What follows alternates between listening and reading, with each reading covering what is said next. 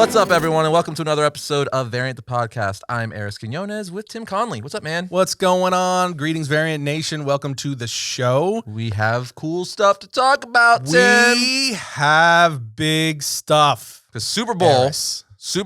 always gives us nice teasers, trailers. We got 3 big ones. 3. Was I holding up 4? That's 4 big ones. 3 big ones. 3 big ones. Elmo's learning how to count. Yeah, did you watch the Super Bowl, by the way? Pieces of it. The Giants weren't in it, so I didn't care. So I just watched the halftime show. And well, if that's what it's based on, you're not going to be watching the Super Bowl for a long time. Sorry, Giants fans. Hey, you know, when Manning was there, it was good. Yeah, you did. You had your heyday. You had your fun there. You know, we even had that helmet catch from when they beat the Patriots. Dude. That's the win. I remember watching that. We were actually talking about that. Yeah, in Florida. Yeah, that was like the fourth quarter too, right? It was like one of the last plays. I was like, I can't. He caught it with his head. It was the game that ruined the perfect season for the Patriots. They were going to be the second team, along with the 72 Dolphins, to have a perfect NFL season, and the Giants spoiled it. It was one of the greatest NFL days in my fandom. As a football fan, do you like the Patriots? Do you like them? You know, it's not that I don't love them. No, I'm a Dolphin fan. It's even worse for you than me. The rivalry is deep, and the pain is deep from Tom Brady having ruined. Well, it wasn't just Tom Brady. They've been bad for a long time.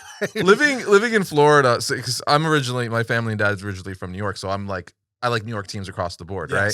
So, but it's always funny. So being in Florida, I was a fan of like the Yankees, you know, the Giants, Jets, all that stuff. But everyone in Florida, being a Dolphins fan, is like, this is our year.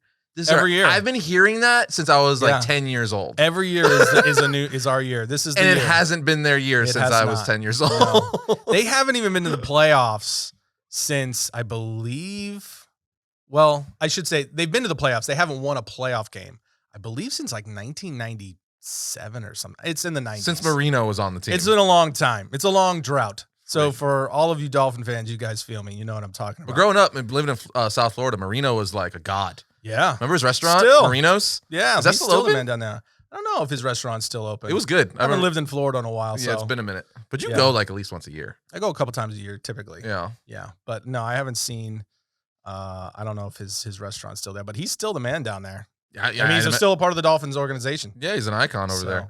But anyway, the Super Bowl was a little bit slow of a game, but that end, it was solid. It was a fun game. And we had a lot. Unlike, there's been a few kind of slow years when it comes to the commercials, because of course for the Super Bowl, the commercials is one of the things everybody looks forward to. The commercials this year were pretty solid. There was some funny ones and a lot of throwback ads. A lot. Yeah. A lot of throwback ads. I saw the oh my gosh, Austin Powers one with Dr. Evil. Yes, they did one for Scrubs. The cable guy. Yeah, Jim Carrey. I saw that one. It was so much of that. Even the halftime show was just like, my wife actually called it when she saw who was doing the halftime show. Yeah. She was like, I feel like this is going to be like a 90s throwback halftime show. And it's exactly what it was. And I was just like, I don't know, because these are all still pretty relevant, like, musical icons. They're still performing. They're still, so who knows? We'll see. And she was dead on. It was just a giant throwback to like 90s hip hop. So good. West Coast. Like, it was crazy. They even did like California Love. Mm-hmm. You know, we were all like, is Tupac actually going to come back in the middle of this show? As this is where it's going to happen. But this all the way around, I think it was a solid Super Bowl. And we got some killer spots. One of which we did very Marvel heavy. And you said that, and I know everyone was expecting, but I did not know that we were getting a new Doctor Strange spot during the Super Bowl. It was one of the things where everyone was expecting like a Kenobi trailer, Doctor Strange, Moon Knight, but which we didn't get a Kenobi, and nothing. No Kenobi, which makes me very sad because they're saying it's coming. May 25th. It's got a release date. Well, I mean the trailer. They've been saying they're going to drop a trailer soon. Yeah. So a lot of people were anticipating it to happen during the Super Bowl. What better time? You would imagine Disney just like fire everything. Yeah.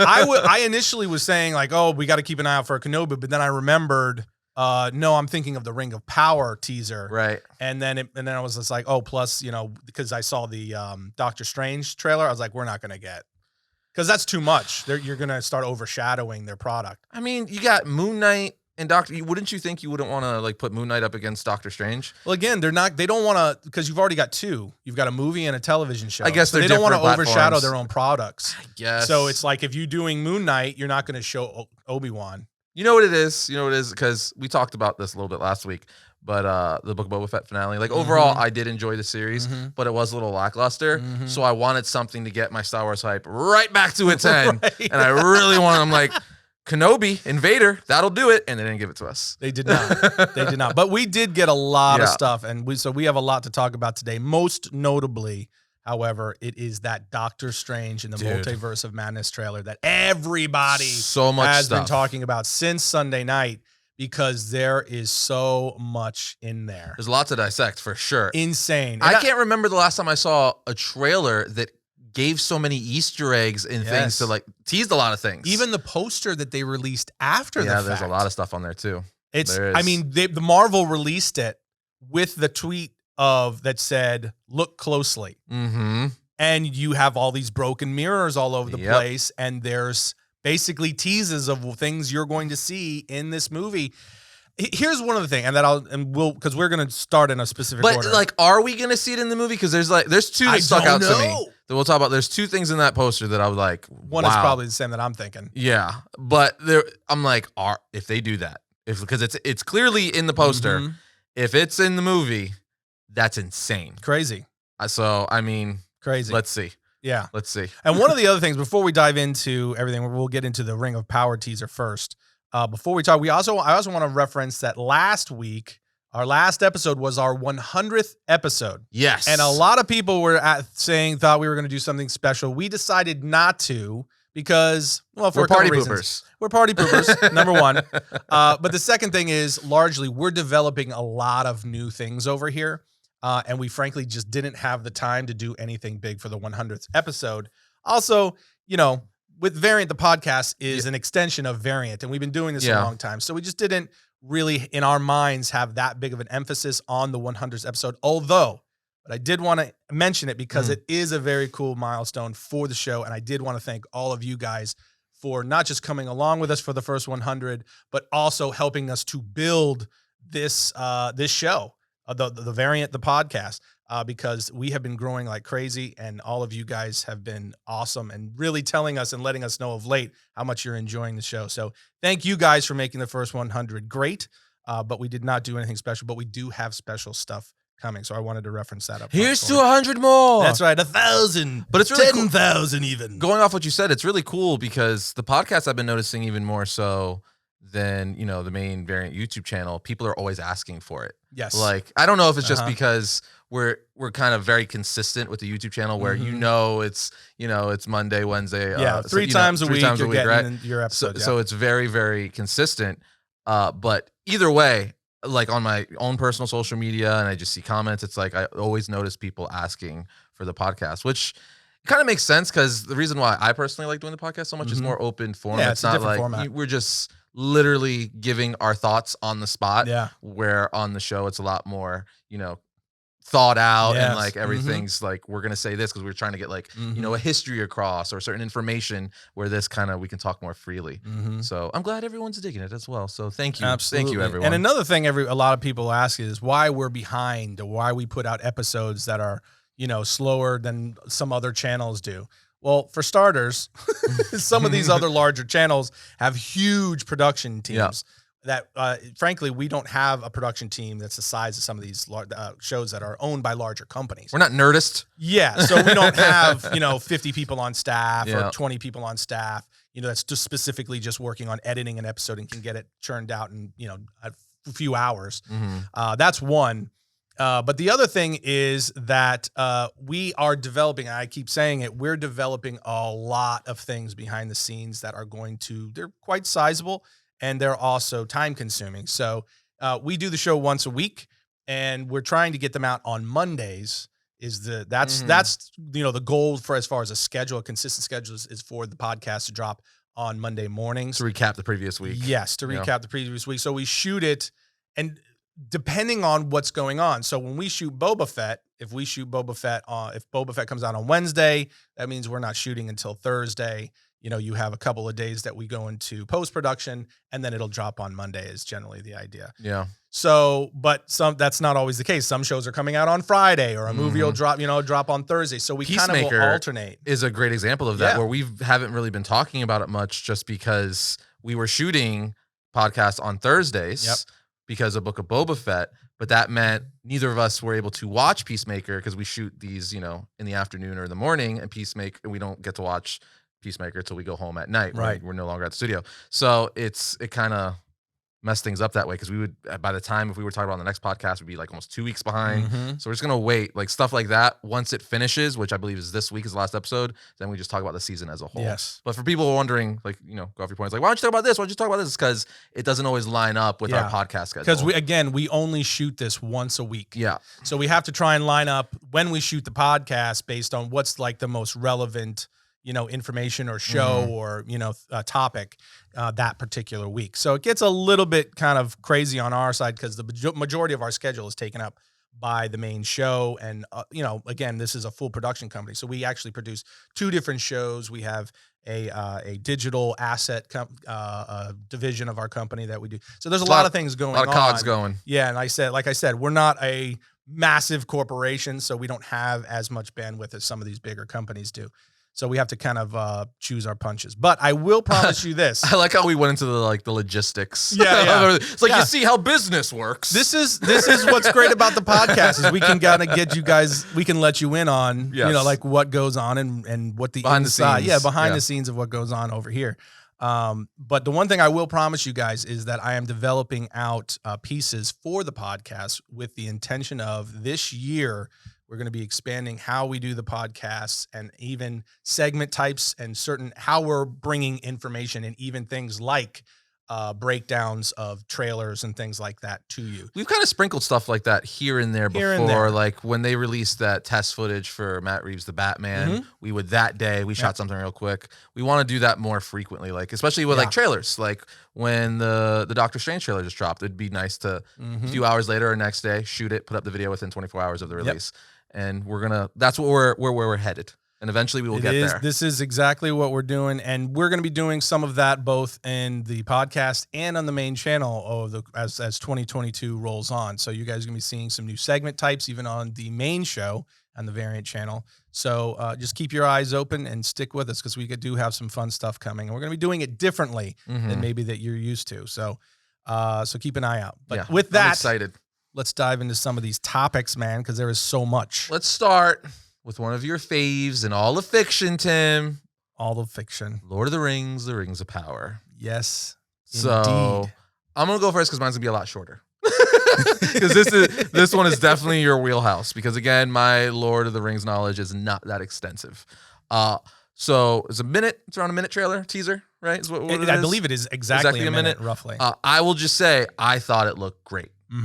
I couldn't believe the production value, but with the budget, that's what $485 million will do for you. Essentially $500 million for between 8 to 10 episodes is what I don't know exactly how many episodes, but while you're doing, I'll actually look that up while you're giving your thoughts. So anyway, it just looks so fantastical.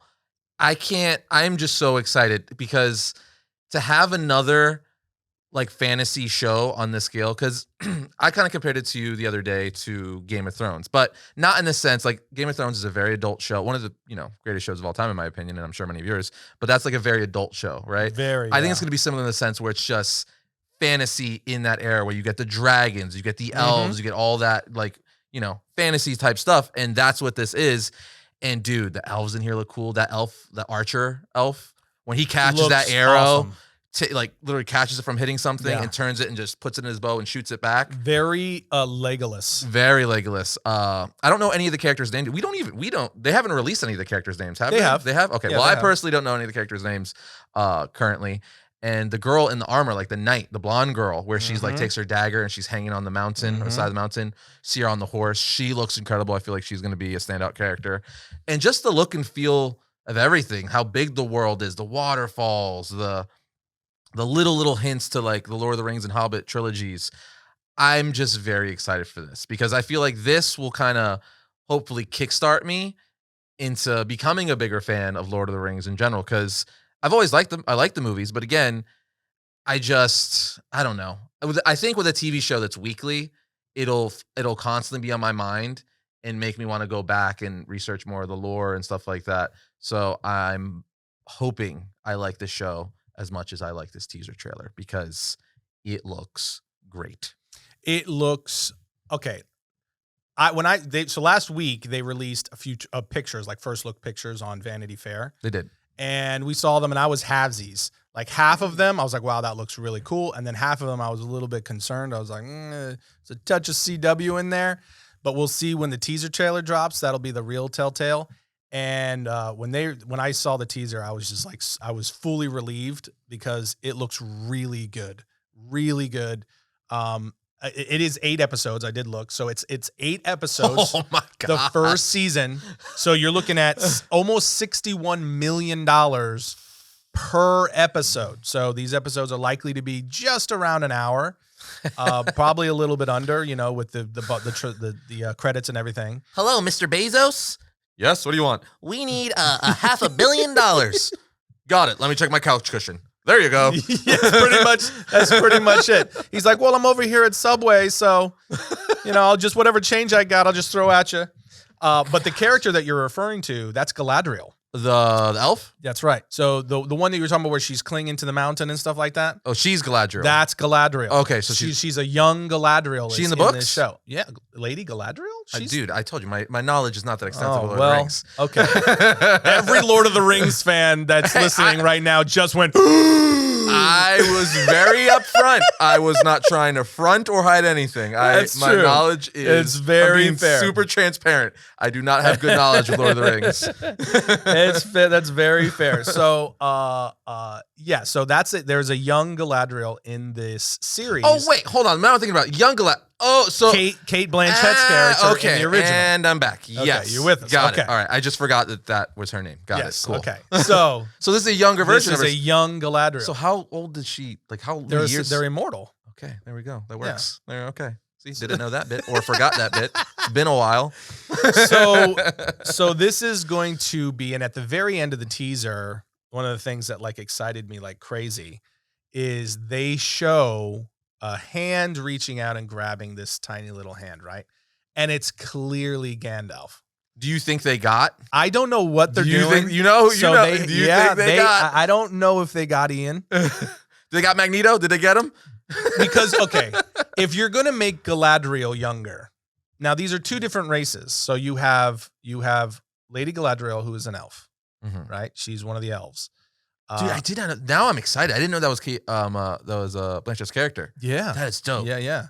And elves, unlike the Maiar, that's what Gandalf is, the wizards, they're these immortal beings, right? Who were sent as borderline, basically guardians for the earth, or Middle Earth rather. Whereas Lady Galadriel, she is one of the elves. So they get married and they reproduce and things like that, but they're immortal. Right? They have the ability to choose. They can choose mortality, but they are essentially immortal. So they can show her young. With Gandalf, however, I don't know what they're going to do there because it's a different thing entirely. So I don't know what they're going to do. I don't know if maybe they bring Ian in. I don't know if they're going to young him up with the, they're going to do the deep fake. The deep fake look, like similar to what they're doing with a lot of these other characters that they're bringing back.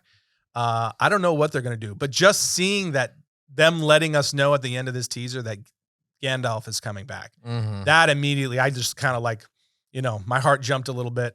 I got super excited, but just the look of it overall, it looks beautiful. It feels like the world of the Lord of the Rings. Yeah. And just from top to bottom, I was very, very relieved, and it made me extremely excited for this series. I also was very relieved to see that the showrunners and the producers of the show, they kind of, along with the release of the first look pictures, they talked about how there was misunderstanding amongst the fan base that they're not making this the new like Lord of the Rings, Game of Thrones style.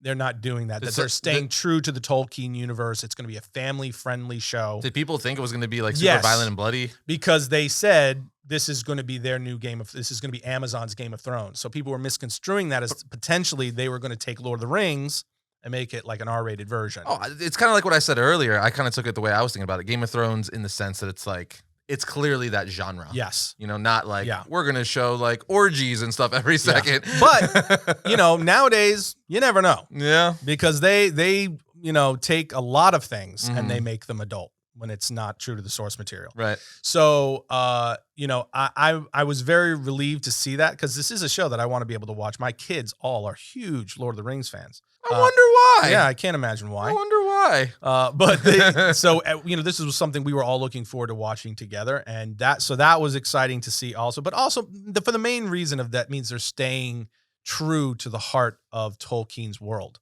because The Hobbit is a kid's book, flat out. You know, Lord of the Rings is kind of like, imagine like Harry Potter if like, you know, the Sorcerer's Stone was, you know, a kid's book, and then later down the line they just kind of felt a little older, a little more mature. Yeah. That's essentially the difference between The Hobbit and the Lord of the Rings. It's like the Lord of the Rings got a little bit more mature in its tone, but you know, these are classic literature. So I'm glad to hear that they're staying true to Tolkien's world in that way, but also the look of it. I mean, $60 million plus an episode in production budget.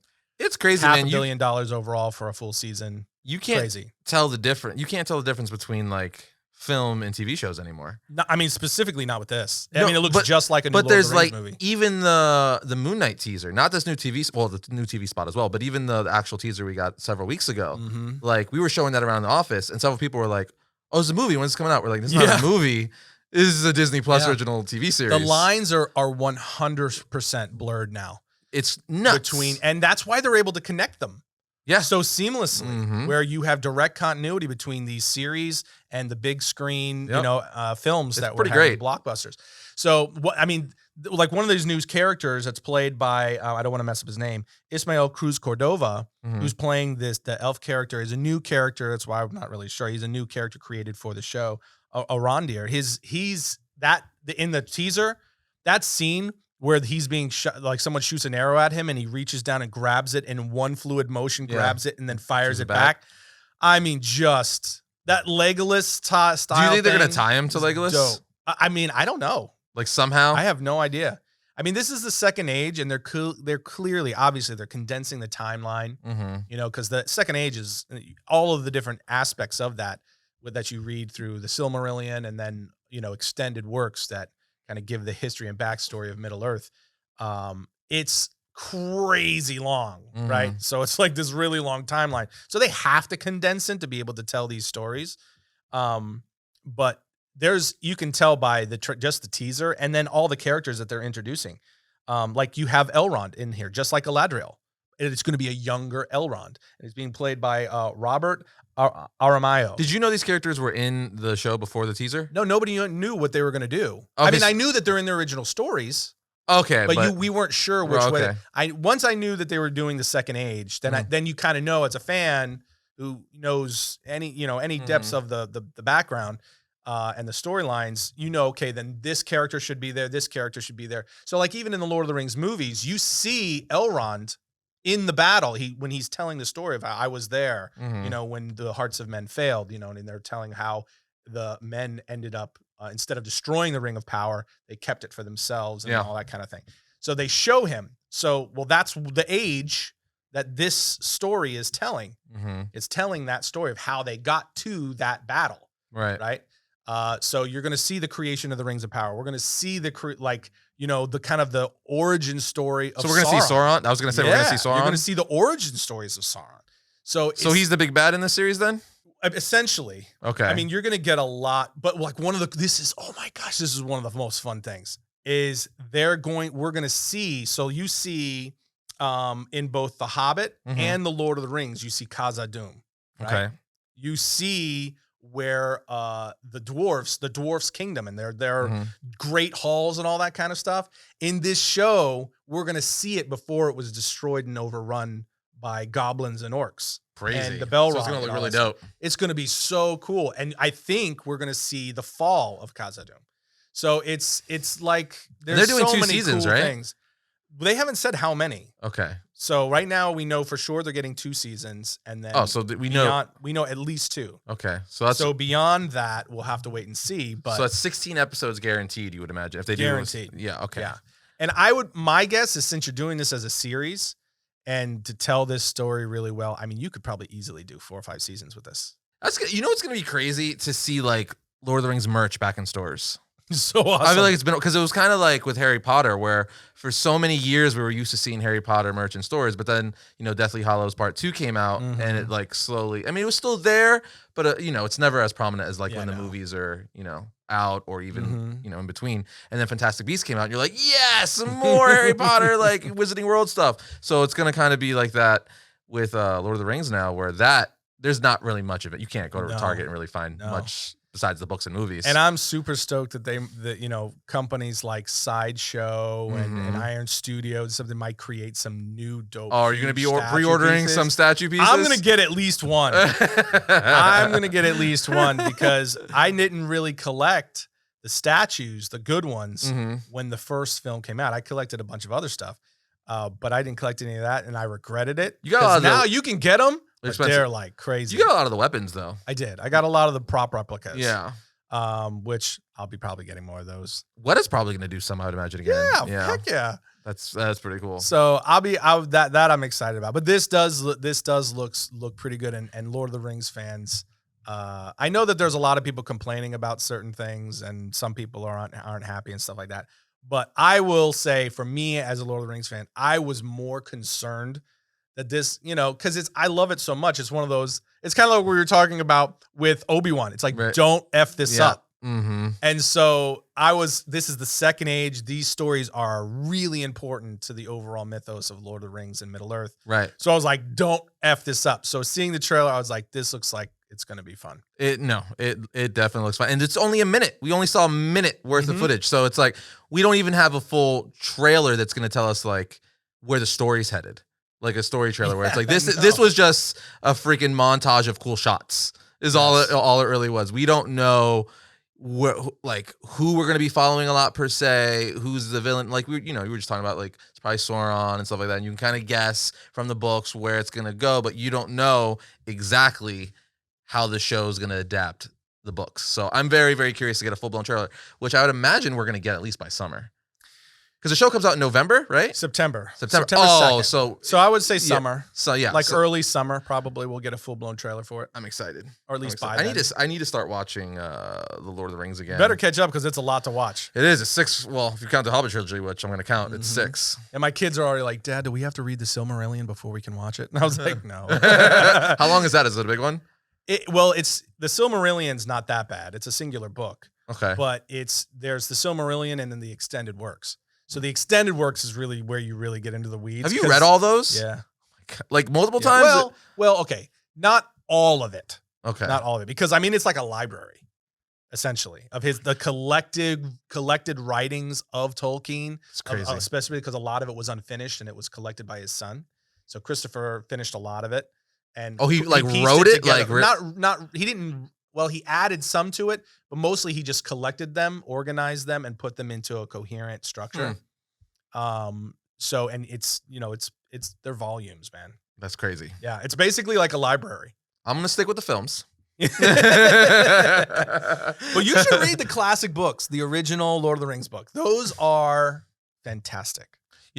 Or even while working out or something, do Audible. Dude, Andy Serkis did the audio. Yeah, I know you were telling me. I was like, that's the way to do it. Who else better to read you freaking Lord of the Rings than my son, Gollum himself? I think I said this already. My son was reading them, and he's listening to Andy while he's reading them. Yeah. Oh, so he's kind of like following along. Exactly, because Andy does the voices.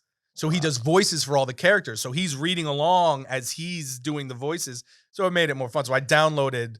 Is there Two different Towers and the Return of the King? Is there different versions of the book? You know how they'll have it's worded differently in something like revised versions. Revised, or like it says the same thing, but it's said differently. You know? No, not that I know. So it's all word for word. There probably is. So it's not like the Bible, is what I'm saying. No, you got the New King James. Yeah, you got NIV. I mean, there might be. I've never seen them, but I know that they have like some where there's more pictures. Okay. And, kind of summarized and some condensed, I guess. Because they kind of even do that with Harry Potter, I believe, where there's like a kid version with pictures, like condensed, and stuff like that. So that's like what I kind of mean. Like, I'm sure they do. All right. I've never looked for them. That's another thing. The real thing. That's another thing that I need to read or listen to. And I like the Harry Potter universe a lot. But I'm obsessed with the movies. I have never read the books, but I should read those books for sure because I love the Wizarding World, and I'm very excited for the Secrets of Dumbledore. That is coming soon. I know. We're gonna be talking about that soon too. I was just working on the Grindelwald script, and it got me jacked. I'm like, oh, that's right. I forgot that happened, bro. My kids sold me out last night, bro. What? I've been saying for weeks. Oh, I want to watch let's watch the Fantastic Beasts movies. Let's watch Fantastic. And every time I brought it up, they're like, meh. So I'm like, nobody wants to watch it. Okay, fine. We got to watch it before the movie comes out. I'm like, all right. So I take my wife out for Valentine's Day last night, which, by the way, happy Valentine's Day to everyone. Happy belated.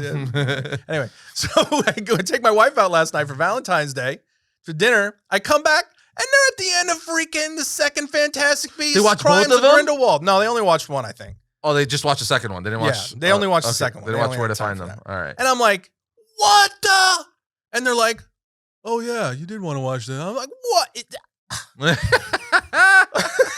Sold out by my own flesh and blood. That's crazy. That's not right. It's just wrong. That's not right. They did me wrong. That is not right. You brought them into this world. I'm saying. Unbelievable. I know. And on my own television, this happened. Oh my God. With your own DNA. With my half your DNA. Oh, whatever. But yeah, I'm gonna rewatch those, and we're gonna get into. I watched the first one, Where to Find Them, with. You just watched it? Like a week or two ago with my wife, and we're gonna watch Crimes of Grindelwald next. That's the way to do it. I'm telling you. I'm actually thinking about rewatching all of them. And, leading in. So I think I might do it chronologically. So start watch with Fantastic Beasts and then watch all the way through the Harry Potter series. It's fun to see. Like, I forgot for whatever reason that you see an old imprisoned Grindelwald in Deathly Hallows. Yeah. Like, literally Voldemort comes and was like, "Where's the wand?" And he's laughing in his face, which is crazy. It's great. This is getting into like the episode we're gonna do on it, but it's crazy because when you really think about it, like as far as dark wizards go in the Wizarding world, it's Voldemort, Grindelwald. Like Grindelwald's only second to Voldemort. Right. And it's just funny when you see that where Grindelwald's laughing in Voldemort's face. It just shows you like this dude is so powerful and confident. He is laughing in the dude's face who people won't even say his name. He's literally called like the one I shall not name or you don't speak of. Yeah. And he's laughing in his face. That just shows how dope freaking Grindelwald is. It's a tangent, but really cool. It's good. I'm excited about it, especially with Mads coming into play. I'm curious to see his take on it. It's going to be fun. But anyway, Tim, something that is my wheelhouse, definitely my wheelhouse, Marvel, Moon Knight, this TV spot for the Super Bowl. Yes, man. This thing was epic. It was short. 30 seconds, but amazing. But dude, that like last 10 seconds or so where you see Moon Knight in all of his glory costume, dude. They made good use of that 30 seconds, I will say. Dude, so I want to go back to when we were talking about the first trailer where we mentioned how people were complaining about Moon Knight's costume. And I want to say, how? Come on, man. How are you complaining? Anyone who's saying before, like, this is weird, I don't like it. No way. This costume looks so cool. So good. It's a basically improved version, I feel, of the comic books. I love the mummy aesthetic.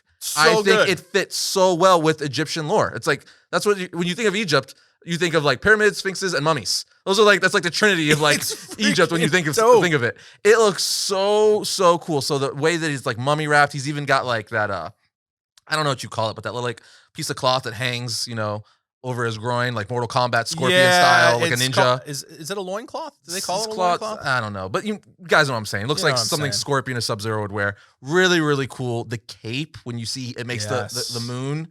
Let me tell you something. That moment in that quick teaser where they see him gliding down with his cape in the shape of the crescent, I was like, come on, man. Come on. That's straight out of the comic. That's so good. So good. And then when he's standing there and he catches The Crescent? The Crescent Moon or Crescent Darts, oh, yeah. Come on. So it was so good. Did you see that Did you see this poster? Where it's half him and half Moon Knight? So cool. Dude, if you're watching, you're looking at it right now on screen. This poster, I want it. So simple yet effective. I mean, again, a lot of this TV spot was most of what we saw in the actual 2-minute teaser from a month ago now. It's just they showed more of Moon Knight. Right. We see him standing there in full costume. You see him flying down with his cape that makes the shape of a crescent moon, and him catching his freaking crescent moon darts or batarangs or whatever you want to call them. It's essentially they're his versions of batarangs. Moonerangs. Right? Yeah, moonerangs. His crescents. Just dude.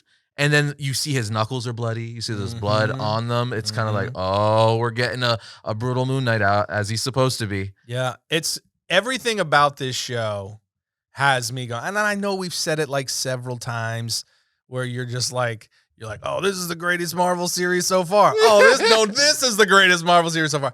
And to some degree, for me, it's been more of an ebb and flow than it has for you. You kind of each series, you've been dude, they've one-upped again. Oh, and they've one-upped again. For the most part. Because we went from Wanda. Well, no, Wanda's still one of my favorites. WandaVision. Well, didn't you say Loki and then Hawkeye was your favorite up to this point? Loki and Hawkeye up to this point. Is your 1 and 2, no? Yes, and then WandaVision would be 3. Okay, so there's just that one little... Yeah, so I think our order is probably slightly different, but mine is number 1 is still Loki, number 2 is probably Hawkeye, then Wanda and Falcon Winter Soldier are kind of those two are kind of close for me also. They kind of be a 3A and 3B. 3A, 3B. But anyway, this one looks so different. And this one really looks like it's gonna challenge Loki for me. I want Tim. They tease it. We saw it in a poster. We see him catch the crescent dart in here too. I want so bad to just see him holding it, with the spikes, and just punching someone. Just wailing with those crescent darts. I want it so, and they're teasing it because there's blood all over. I want it, Tim. I want it. You see it even in the first trailer where he's beating the crap out of this monster thing. He's just wailing on it. All it reminded me of the warehouse scene for Batman and BVS where he's just beating on the guy on the ground, just like a freaking pounding on like a gorilla. Dude, I'm so excited. But it's not even just that. The fact that it's brutal is cool and awesome because that's Moon Knight. It's a big reason why we like the character. A lot of people see him as a more violent, psychotic Batman. But just the fact that this is going to be it seems like it's going to be a psychological thriller superhero show. Absolutely. We were just talking about that earlier. And that's my take on it. Some people, I think we might have even referenced this looks more horror than the first Doctor Strange trailer did. The second Doctor Strange trailer, very different story. Talk about that in a second. Yeah, we'll talk about that in a second. But the, Moon Knight, it looked more horror-esque than even that did.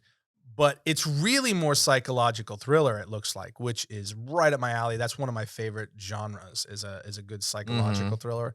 I love that. But the play on Mark Spector and his, multiple personalities, but also how it's almost has a lights out element to it with the avatar Khonshu or the monster that represents Khonshu. You see him just kind of haunting and chasing Mark Spector and what that's doing to him psychologically and him not really knowing what's real and what isn't. And, he seems to be flashing in and out of various personalities. There's so much room in this thing for just great storytelling, but really awesome character exploration. That's the thing I'm most excited about, is to see how they explore this character and see a full-blown character study with with a great actor in the role. Dude, Oscar Isaac. He's great. He's just so good. He's such a great performer, but I'm so curious to see what he does with a character like this. I want it. Because I'm telling you. Because another thing they confirmed, I believe, on Saturday, the day before the Super Bowl, is they gave us a still of one of Moon Knight's many personalities, him and his Mr. Knight persona, which is essentially Detective Moon Knight, right? He's in a suit. That looks 100% right out of the comic. Like they barely changed anything. Yeah, They're just like this. And I didn't think we were gonna get both looks from Moon Knight. Yeah. I was like, they're gonna, from seeing what we already saw, I'm like, they're going the OG normal version, which we all know and love. Right. I didn't know they were gonna do the more current year's Mr. Knight take on Moon Knight as well. I'm like, how many different like versions, costumes are we gonna get? Like, what is Oscar Isaac gonna do with this role? Like, how many, different personalities are we gonna get? I'm so curious. Well, that's one of the things that I think is so great about the MCU and exploring a lot of these characters and these stories is that they're able to kind of rethink them in a way where they can tease us or they can give us stuff from the comics. And I know we talk about this a lot about like, hey, stay true to these things and don't deviate too much. But the fact that they're able to recreate these stories, but in a way, because you don't want to do it exact, because that you want to be able to surprise the audience. So you got to find ways to be able to do that, but in a way that stays true to the source material, stays true to the heart of the characters, but also makes it something to where we never really fully know what to expect. Yeah. That's a challenging line to walk, right? There's a razor's edge there to some degree, as you can tell by fans' reactions to a lot of things that happen, both good and bad. Yeah. But with this, Moon Knight, while, I shouldn't say he's not it's not that he's not a popular character, but he's not one of Marvel's biggest characters. So I feel like with this, they have a lot of freedom to explore a character that has a lot of depth and room to explore. He's not like a Spider-Man or like a Captain America. Yeah, so it's cool that they're able to play a little bit with like his main costume and do like the Mummy interpretation. But then you have Mr. Knight that looks ripped right out of the comic pages, and they're going to do like this detective thing. And it appears as even beyond that, we're going to be getting a lot of cool surprises. I think that's why they chose Arthur Harrow as the primary villain, because there's so little backstory for this character. Yep. But the backstory that we do know is a great base. It's a great foundation, right? And that they can then build on and expand and add all kinds of stuff without people getting freaked out and complaining, right? Yeah. Because here's the root, the base, this very little thing. He only appeared, I think, in one issue. Who, Mr. Midnight? No, Arthur Harrow. Oh, Arthur Harrow. Oh, okay, yeah. And so they have that kind of base. They can build off that. And I think we're going to get a lot of surprises just from how they develop him out. Yeah. And how he interacts with Moon Knight and what their relationship ends up being. I'm curious. And we still haven't seen Mr. Midnight.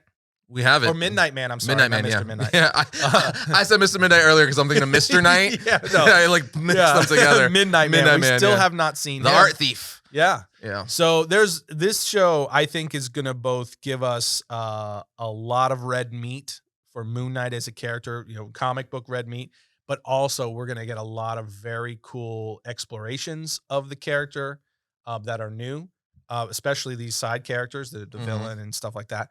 And then some surprises on how this is going to integrate into the MCU. I do like that kind of stuff too, picking unknown characters, because that way you don't have to stick to a lot. I was actually seeing a recent interview with John Cena, and the interviewer asked if he read a lot of the source material to get ready for it. And he said, no, I didn't, but I'm going to tell you why. He goes, when I was talking to James Gunn, the director of Suicide Squad and Peacemaker, he was like, I asked him, should I, get all the comics? Should I read all the novels to get familiar? He's like, no, don't do that. He goes, the reason why I chose Peacemaker is because there's not that much lore, meaning we get to build this character from scratch almost, just keeping certain main elements, but we get to make this character our own.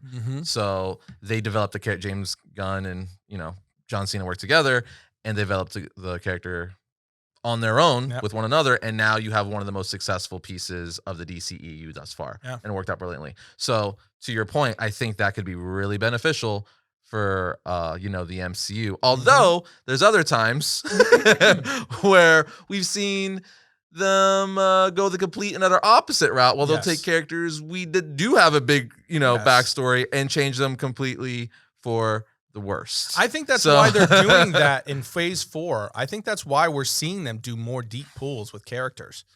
That way, like, the fan base is not like, how did you do Taskmaster so dirty? Exactly right. Exactly right. And as they expand and they introduce new characters, we're seeing them introduce a lot of characters that are kind of deep pulls from the Marvel Universe. And it's from that angle, it's very understandable and really smart. Because now I can do a bunch of different things, and I'm not going to upset people because these aren't core key, like, characters that have really, really attached fan bases. Yeah. Yeah. It makes all the sense in the world.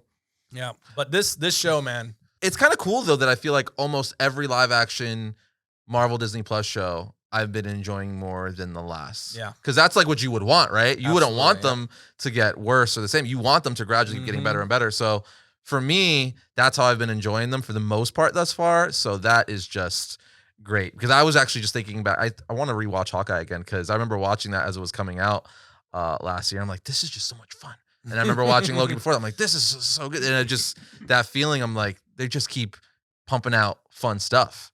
So I'm really excited. I will say, I am a little bit like curious to see how the transition goes from, because you're getting they're so different from one of the so tones. Different. Yeah. You're getting Moon Knight and then Marvel, the Multiverse of Madness as a film, right?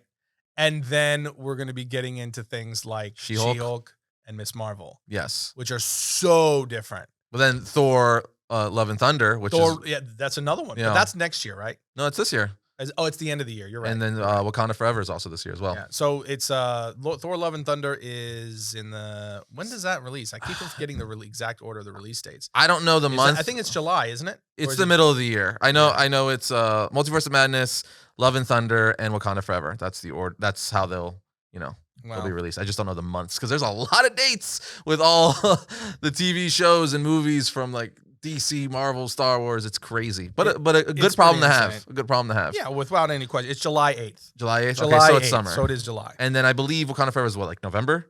It's end of the year. Yeah, it's the end of the year, November. Okay. Yeah. So we'll see. It's just the tones of some of the tonal shifts are pretty extreme, particularly when you get into She-Hulk, which apparently is supposed to be more of a comedy. Comedy, yep. Which is interesting. And I would imagine that Miss Marvel is going to be more of that family-friendly kind of like more for... Like a Stargirl. Yeah, like a little, not necessarily for younger audience, but the younger audience seems like it might enjoy it more. Yeah. This leads us to the big hitter of the weekend, the big deal. Doctor Strange 2, Doctor Strange Multiverse of Madness. This freaking trailer, bro. Doctor Strange, he's in it. He's in the Multiverse of Madness. Well, I mean, that's the title, Doctor Strange in the Multiverse of Madness. It is. Doctor Strange in the Multiverse of Madness. There is so much in this trailer. There's a lot to unpack. It is so much to unpack. There's so many things happening. There's so many questions that arise now from this trailer, because the first trailer we talked about it, and it was slightly underwhelming. I think, at least for me, it was. Yeah, it wasn't. It wasn't what I thought. No, as they pitched it and stuff like that. It didn't feel as horror as we thought. It had some cool stuff to it, but it was slightly underwhelming. But this one, however, totally different tone. It sets this movie up in a totally different way. I was actually shocked at how different this trailer was than the first one, especially in regard to reveals. There was it added so many different elements to this story that we didn't know, because nobody really knew like what direction this was fully going. Mm-hmm. And this trailer blows the doors wide open on so many different things simultaneously, and then also really starts like asking multiple questions about its connection to the events in Spider-Man No Way Home, and even that's how it kicks off. Yeah. And then even going into how the events of Loki and King the Conqueror might be at play. At least for me, I started thinking about that. Like, oh, this is because, like, for instance, one of the things that I was thinking of is as you're getting into this trailer, and you saw this in the first trailer too, but they emphasized it a lot more in this one. For instance, or I should say, is that you see Doctor Strange operating with chaos magic. Yes. Right? Mm-hmm. So he's operating with chaos magic, and you see the chaos magic element much more prevalent in this trailer than you did in the first one. Mm-hmm. Even though it was present, it was much more prevalent. Even the what's the monster's name? The giant one-eyed I'm forgetting his name. He has a weird, crazy name that's in the in the trailer. They actually, he's in the first trailer too. I believe they actually just changed his name because of copyright. Yeah, it's like Gargantuan or something like it. They're calling it, but the first, his original name is like Shia or I don't know. I don't remember. Yeah. Whatever. Sorry, I don't remember the name. Anyway, even that character, they added different power elements to him that weren't in the first trailer, to where he looks like he's even imbued with chaos magic, which leads to this one moment in the trailer where Doctor Strange looks like he's working with the Darkhold, that he's got a hold of the Darkhold. Could be. Whether, he asks Wanda for it or whatever it is we're looking at, he's operating with what looks like the Darkhold. So this takes us all the way back to WandaVision. Talking about the post-credit scene? Yes. Yeah. Where my thing was Chthon. Is this all leading us to Chthon? And especially because it looked like she was at Wondergore Mountain. I'm still Team Mephisto. I'm not letting go. And it could be. I mean, because, it is the MCU, so they could deviate and take what, in the comics is Chthon's role and make that Mephisto. For sure. You know what I mean? They can do any number of things, because if anything, we know that they, as we just said, they'll do their own thing and they'll deviate from stories. But is this all going back to Chthon, to where Chthon has found some way to potentially use Wanda throughout the multiverse to break free, and he's the one wreaking havoc?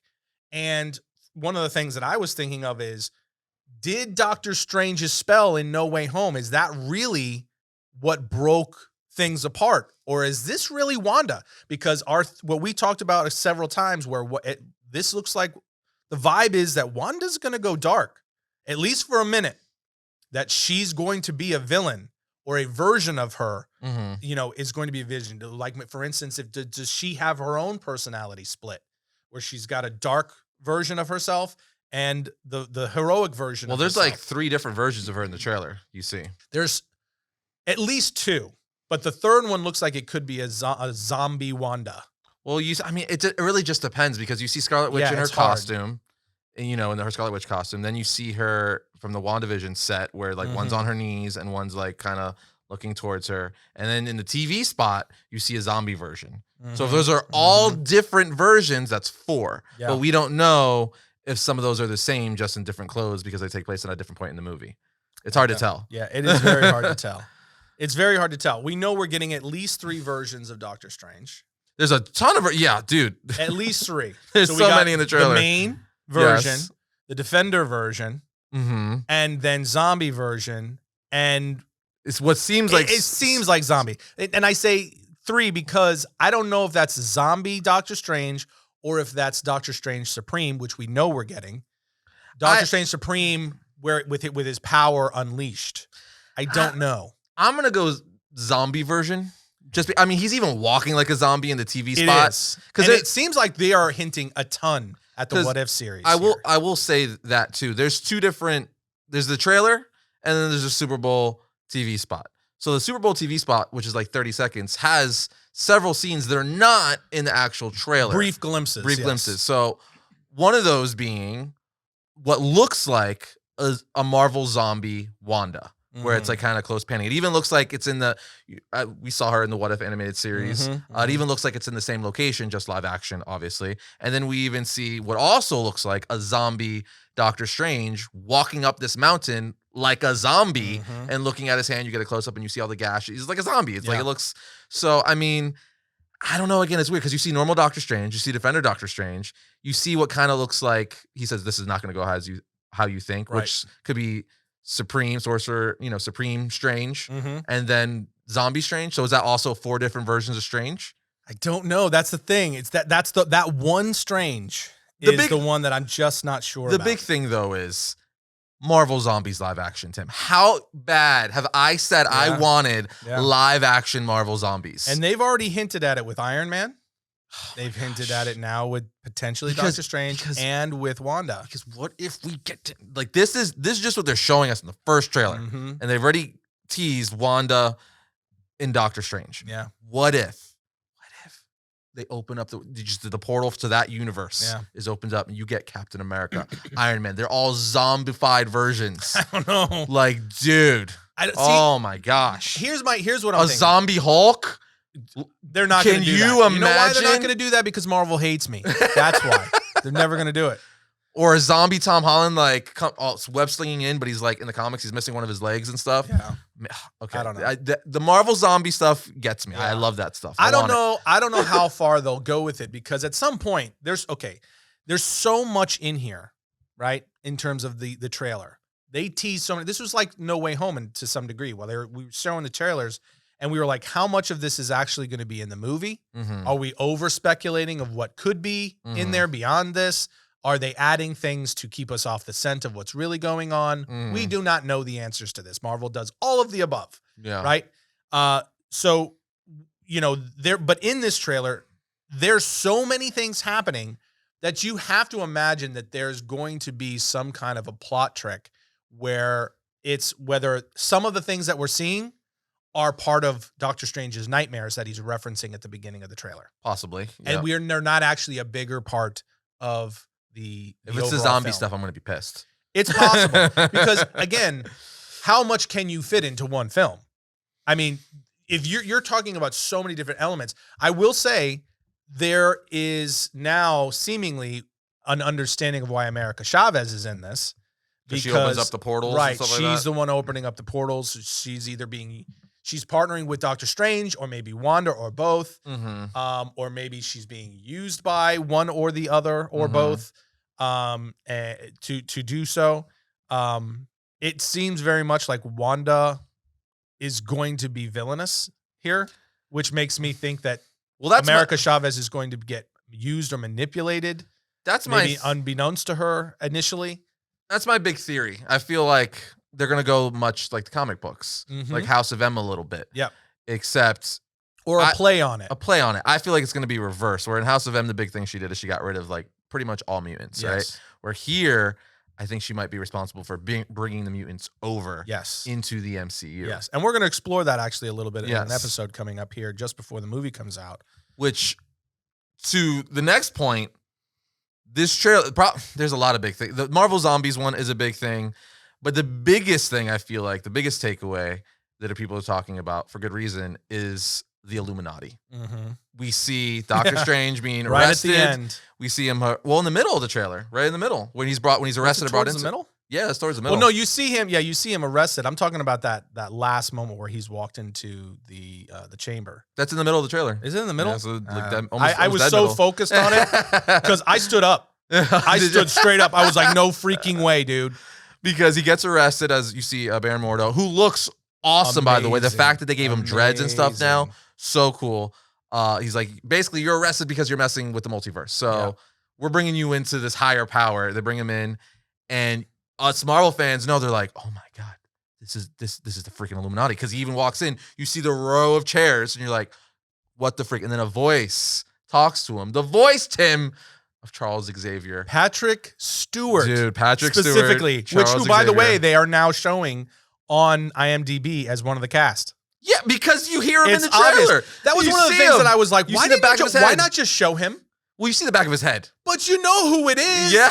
It's Patrick Stewart's voice. It's clear as day, and you can kind of see a part of his bald head. Everybody freaking knows Patrick Stewart, Charles Xavier. Show the man. Even though it was like a behind the shot, you could tell that like it was his wheelchair rolling up. Dude. But dude, so for people who don't know anything about the Illuminati, essentially they're like the most influential people in the Marvel universe that guide the events of Earth. They're like, they're a council that like oversees the great events in Marvel, and they're basically bringing Strange in. It seems to be like, hey man, what you doing, dude? Yeah. Why are you messing with the multiverse? You kind of made a mess. The interesting thing is, this is another part though that actually references back to What If. Before we actually talk about the people that are in the Illuminati, is he's escorted in by what look like the same Ultron bots that we see in What If, when Vision is the hybrid Vision Ultron. The white Vision? Yeah. Which, by the way, is one of my things that I was going to bring up. We'll get into that in Vision's a second. Definitely in this movie. They mention him briefly. Because remember, everybody forgot, White Vision took off right at the end of he's gonna be in this movie for sure. For sure. So anyway, proceed. Illuminati. But they bring him in and the rest of them, which is curious because Doctor Strange is part of the Illuminati. That's right. In books. He's one of the members. It's like Black Panther, Iron Man, Black Bolt, Namor, Charles Xavier, Doctor Strange, and Reed Richards. Yep. Those are like the What was that last one you said? Reed Richards. Oh, Reed Richards. Yeah. Oh, Reed Mr. Richards. Fantastic? Mr. Fantastic. Oh, okay. Fantastic Four, yeah. One of the Fantastic Four. Yeah. Oh, okay. Yeah. Who's just making sure. Yeah. So it's interesting that he's being basically reprimanded by them. I would imagine it's going to end with him joining them by the end of the movie. But with that said, now that we know the Illuminati's in the movie, the only one they gave us definitively who's part of the Illuminati is Charles Xavier. We were just talking about it. You hear his voice. You see the back of his head. You can kind of see Mordor. Mordor? God, that's my Lord of the Rings. Yeah, my inner Lord of the Rings coming out again. Mordo, yeah. You can kind of see him walking. You can tell. I just call him Carl. I call him by his middle name. Carl. Hey, Carl. Baron Carl Mordo. Baron Carl Mordo, get over here. Grew up in Virginia. Yeah. So we know the Illuminati's in it. We know Professor X is there. You hear his voice. You see the back of his head. Strange is there. He's most likely going to join it by the end of the movie. So it's like, all right, by the comic books, that also should mean the Namor is up there. Right. Reed Richards is up there. I think Reed Richards is the one all the way to the left. And we know the Fantastic Four is going to be in the MCU. Kevin Feige, they got a logo for it. We know it's coming. We know they're coming. So is this the introduction of Reed Richards? And the X-Men, clearly. Yes, because Professor X. Yes. We were already speculating on this. You had the theory of Wanda introducing and bringing them in, but we already saw in WandaVision Quicksilver, I think they're bringing that. I think they're tying that in. I think it's coming back. That was the first thing I was like, so that was definitely not what they said it was in the series. That was some sort of a trick. And that Quicksilver was either a tease at what was to come, a foreshadow of what was to come, or that's going to come all the way full circle, and that is actually going to be Quicksilver. They'll explain that he was brainwashed or something somehow. Yeah. But anyway, so you got Namor, which we know by rumors, stuff leaks, he's going to be in Wakanda forever. So you could, so these are things you could pretty much guarantee. So you would imagine that Namor is going to be on that in one of those chairs. I think he's the one directly to the right of Doctor Strange's head with the long hair. That's I think that's Reed Richards. The question is it going to be John Krasinski, which we all want to be Mr. Fantastic, giving us an MCU Mr. Fantastic, or if it's not, or the position that Marvel's in, everyone wants it to be John Krasinski. If it's not, Marvel's just back there going, come on. I forget the name of the actor who played Mr. Fantastic in the Fox movies, but you know what I'm talking about. Yes, I do. Is it going to be him? Because you got Charles Xavier, so because you're talking about the new one, or are you talking about the older ones? What do you mean? The Mr. Fantastic. You're talking about the original Fox ones? The Fox one, yeah, the original Fox ones, yeah. Okay. The ones with freaking Chris Evans, Human Torch. Yeah, okay. Yeah, those two. Rise of the Silver Surfer and the first one, not Fan Four Stick, not that. So is it going to be that Mr. Fantastic? Because if you're pulling Patrick Stewart, that's technically an alternate version of the X-Men, unless they're bringing Fox X-Men to the MCU. Are they just going to bring them over, or are we getting a new version of X-Men? But this opens the door wide open for them to, because they're doing multiverse. That's what I'm saying. So it blasts the door wide open for them to do. They could even mix and match if they wanted to. They could bring in, what's his name, who played Professor X in the newer ones? James McAvoy. James McAvoy. So sorry, James. James McAvoy and even Michael Fassbender. They could. Bringing them and do alternate versions of that. The question is, they can do anything now. I want them to exist. They clearly do exist. They're in the multiverse. You hear Patrick Stewart. So clearly that version of the X-Men exists now because it's part of the Marvel Multiverse. But I want the MCU proper, so to speak, to have their own new original X-Men. I don't want them to just bring in Fox X-Men and that's the MCU X-Men now. I want a new main version for the MCU is what I want. Would you be fine with them just using the Fox version, or do you want a new version as well? Man, I'm so torn because I love McAvoy and Fassbender. They are pretty great in those roles. They're great. Oh man, I don't know. What if Hugh Jackman? I wonder could if you we imagine? Could mix and match because they're doing that. They're doing that. They're doing to where you have with the multiverse, you have some characters that are the same and some that are different. You very well could. So maybe we could keep McAvoy and Fassbender as we'll just keep like 3 or 4. Professor X. We'll keep 3 or 4. Everyone else Magneto, recast. and then just recast the rest. I don't know. I would love to see because they're gonna have to do something different with Wolverine. We know that for sure. Yeah. Hugh Jackman's So not coming at back. some point, you're maybe either for a looking cameo. Yeah. I mean, can you imagine? That would be a if great he cameo. Does a very quick cameo as He did it in Deadpool. he did. Pretty wild. So we're either getting mix and match or something brand new, but now with Patrick Stewart flat out coming back as oh my god. So anyway, as an alternate version or an alternate universe version of Professor X. I'm telling you, that blew my mind. I was not ready for that when that happened. It shocked me, but I wasn't like, I don't know, because with all the rumors going on, I'm like, okay, they're doing it. That's awesome. Like, it was dope, but there it was wasn't no hint. It wasn't like out of left field for me, I feel like. Oh, I mean, in the sense of there was no hint of Patrick Stewart. No. Professor X. None. But we were been speculating since WandaVision that they're going to bring them in. Yeah. X-Men and like they could do, who knows what they could do. But that was not at all in my mind. So when that happened, I just stood straight up. I was like, shut up. It was pretty cool. It was pretty cool. So Namor, you imagine he's going to be in there because he's going to be in Wakanda forever. You would think Mr. Fantastic's going to be there because we know the MCU is doing that. Obviously, Professor X. So then you got Mordo, who's probably seems like he's going to be on there. Yep. But then you got Black Bolt, if you go by the comics.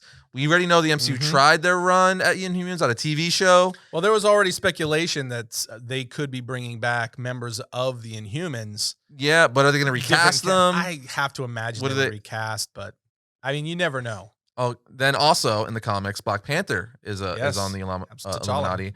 I don't know what they would do with that, given the unfortunate circumstances. I wonder if that one to the right. I wonder, because you have. I think it's Reed Richards all the way to the left. I'm talking about on the panel there in the Illuminati. I think it's Reed Richards. I wonder if that one, because originally I said it's Namor. I think that's Namor. I wonder if that's the new Black Panther. I don't know. I mean, and that could be Shuri. I mean, that's the thing because we don't just because this is the lineup in the comics, it doesn't necessarily mean that's why not I'm at like all correct. Yeah. But another big theory is Iron Man is also Tony Stark is on the Illuminati as well. Yep. So people are saying, are we going to get Superior Iron Man? Yeah. In this, another Tom Cruise as Iron Man, an alternate version There's of Iron Man. There's so many people saying that. It's like, where does that even come from? Because I know he though, was supposed to be in the past. There was a lot of rumors. Could you? That would be amazing. If they did that, that would be a wild addition. I feel like he would do it. But it's so out of left field. Like, that's purely fan speculation. But I feel like he would, and I think that, I'm not saying it's going to happen, but I think there is a world or a possibility where Marvel, knowing their fan base and knowing everything that's going on, and even Tom Cruise, they'd be like, hey, we just need you in it for like a few minutes. And they would do it just enough to be like, they did it. But would you really recast Iron Man? For an alternate version as Tom Cruise? Heck yeah. Because it's an alternate version. Yeah, I don't know. I don't think they would keep him forever. I'm saying, I know fans wouldn't mind it. I'm saying, I don't know if Marvel would do it. Just for a little cameo? Like maybe. A little tip of the hat? I'm not sure. I'm honestly not sure if they would or not because of the relationship with Robert Downey and the first 10 years and the whole thing. I'm just saying, like, that's a character we're not going to touch. I'm not saying it's going to happen. I think that it's a possibility. It's definitely a possibility, for sure. Like, I think... But it's such fan speculation. I mean, it's so out of left field. It's pretty dope. Because there's nothing in the trailer that says Iron Man. A lot of people will argue that. That's one of the next things I was going to bring up. A lot of people would argue that, saying... I know. I'm hearing the arguments, and not much, they don't really hold much water. It's kind of like us seeing what we want to see. So yes, earlier before we went on here, because we were kind of speculating all the theories. Yeah. The one, at least the one I've seen going around the most, because Tom Taylor himself, famed comic book writer who wrote Superior Iron Man in the comics, tweeted it saying, Superior Iron Man, his armor's silver, but in the comics, when he's angry and stuff, it has like a red, orange radiation, like energy around it, which is very similar to that character that looks like on fire, essentially. Yeah, you're talking about the character who attacks Wanda. Yes. In the trailer when they're still at the Illuminati's headquarters. And I have a theory. Well, I'll go through the other series. Is there a name for their headquarters? Whose headquarters? The Illuminati's. Oh, it's escaping me right now. You would know that more than I would, but I don't know at the moment. It's Well, either way, in the trailers, there's a character you see that it looks like it could be Captain Marvel or a Marvel of some kind. Maybe Monica Rambeau, which you pointed out. Wait, that's you spoiling my theory, Tim. Sorry, it's not really a theory per se. Yeah, yes, it is. So here's the thing. I'm watching. I'm like, who is that? I'm watching on my TV. I couldn't really make it out. And my son goes, "Is that Nova?" And I was like, "I think that's Nova." And I was like, "Oh, that could be Nova." And I wasn't getting as good a look at the character on my television.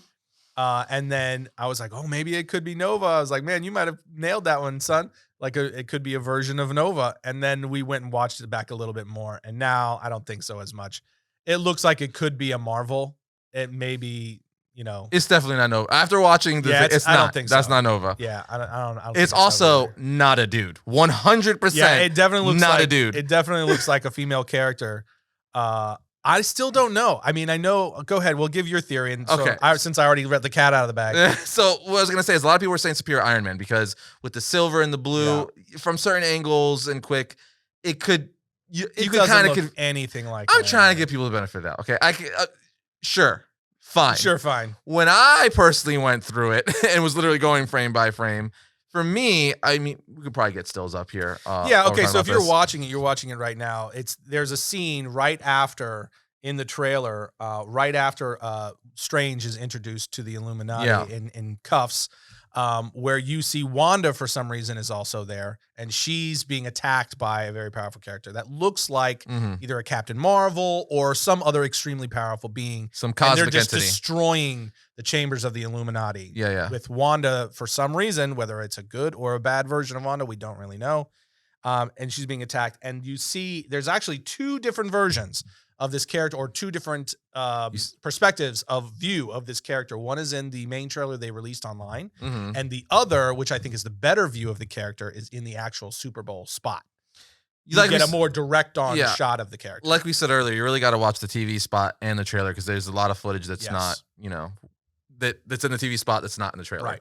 So anyway, going back to that, people were like Superior Iron Man. Some people were like you're saying Nova, but when watching it and you freeze frame it just right, for me it is clearly Monica Rambeau. I don't know if I would say clearly. I mean, it's because what if it's a woman, and it also looks like a beautiful black woman. Yeah, Monica Rambeau. It definitely looks like a female character for sure, and it does look like it could be Monica Rambeau. It's definitely a possibility. Because the other thing I thought when we freeze framed it, I was just like, okay, because you're kind of going off of like physique, right? In terms of like, is this a male character? Is this a female character? And that doesn't really even particularly speak to the superhero character, because they could make it a male character, a traditionally male character, female. They could make it would just be a male character, female. So they, what I'm saying is like, could it possibly be? But I was thinking about maybe Michael B. Jordan reprising his role as Johnny Storm. Hear me out, Tim. You gotta let me get my theory out. Go ahead. Okay, so for me, just by looking at her and pausing it, it's like clearly a woman.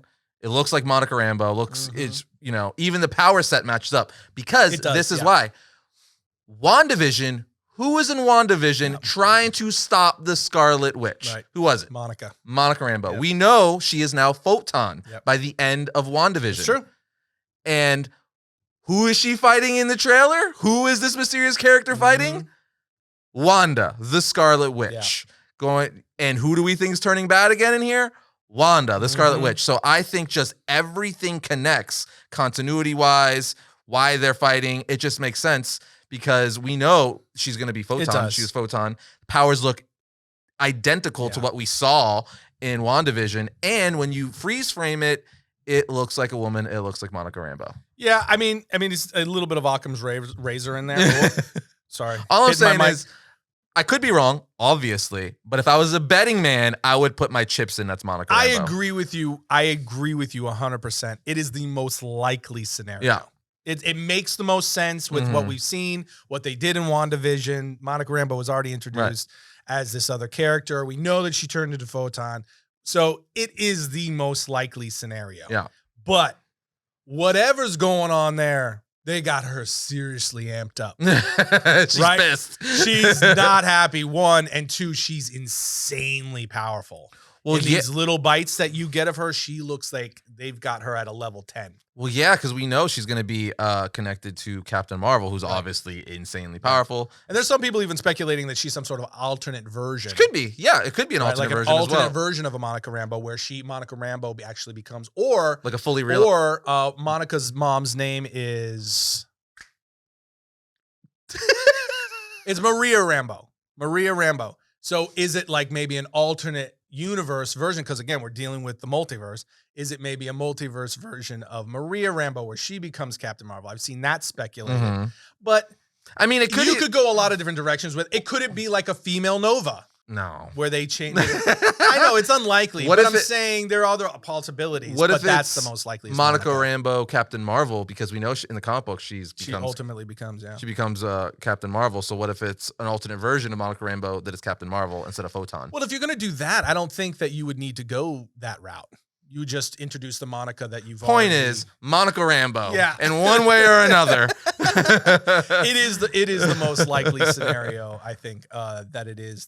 The Monica Rambeau from WandaVision just now fully powered up. Because it's like, why would you introduce her into that series as well and build her up and give her all these powers and then not put her in the next movie that the Scarlet Witch was literally teased to be in? Without any doubt. Yeah. But no matter who it is, I'm saying right now it's not Iron Man. No, I don't think. I don't think that is. I don't think that's superior. And there's nothing in this entire trailer that really, outside of the Ultron, the Ultron robots, but that's another thing though. That's Stark tech, kind of.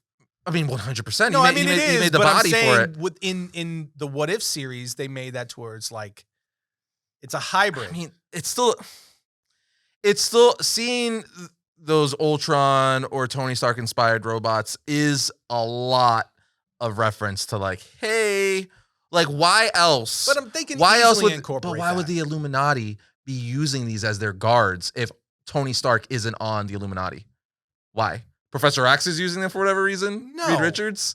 No, but I mean, they could easily, explain that through like Reed Richards, that he used Stark's tech.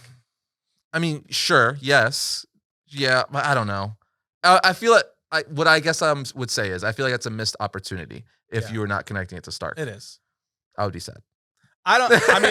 Listen, I would love to see Iron Man. I'm just saying there's not really anything in this trailer that definitively makes you go like, oh, Iron Man's going to be in here. No, it's kind of like guessing. Yeah.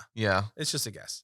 So imagine if Reed Richards isn't even in here. But that one character is definitely not Iron Man. No, because she's Monica Rambeau. Yeah, it's Monica Rambeau. Well, the other thing that's in this is that about it's about 3/4 of the way through, maybe, you see a giant monster that is, you've got America Chavez wrapped up. Oh, yeah. Right? Yeah. In the same red bands that you see Doctor Strange use in Endgame.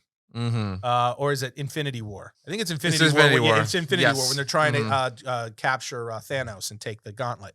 So you see this huge monster made of those bands, which now appear to be the red bands of Sidorak. So if that is in fact Sidorak, and these, or the monster, it's not just the red bands of Sidorak, which he uses at his will, and that different beings actually employ, including Doctor Strange, which he did in Infinity War. If that's not just the band somehow manifesting, or maybe Sidorak manifesting briefly as she's opening different portals, but that is in fact supposed to be Sidorak, that blows the doors wide open for all kinds of other things. Yeah, because we know they change a lot of things. So in the movie, so it very well could be. Yeah.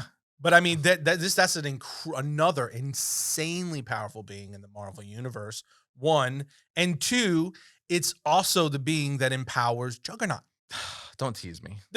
I'm saying there's just so many, but this is clearly, and she's actually, you see her, she's actually like the red bands of Sidorak are actually holding her as there's this portal open behind her, and there's something crazy going on there. Again, this trailer just opened up so many different possibilities and thrust so many things into the conversation that were not present before. I'm hoping things don't get let out of the bag like the whole Spider-Man No Way Home thing. Like, you know what I mean? Yeah. I don't want to know officially if Reed Richards is in it or Iron Man is in it. I don't like, that was one of the things that was not great. One of the only things that was not great about No Way Home is the fact that we knew that Andrew Garfield and Tobey Maguire were in it. Yeah. And it's like, I didn't want to know that. Like, why is the internet trying to like spoil everything and be like, I got it first. I got the inside scoop. It's like, no, enjoy it. Don't you want to be like, have that moment in the theater? Yeah. You know, but I know I certainly do. So it's fun to speculate, but I'm with you 100%. I hope that things do not get leaked. To where we find out definitively. Let's speculate all we want. Yeah. You know, including as you see in there, Doctor Strange is falling through what appears to be various dimensions. The Savage Land? They seem to show what looks like the Savage Land. So, but all these things is that a major part of the actual movie? I doubt it. It's probably something he's passing through. I don't know. But what I do, what the T-Rex comes with him, that we get in this movie is I'm hoping that this movie reveals who the real big bad is that's been looming in the background the entire time. And I hope that it starts to tie together really start to bring some of the pieces, a lot of the floating pieces together that have been explaining how this multiverse is being broken open, who's behind it all, and who are the main players, i.e. Kang the Conqueror. Galactus. Right?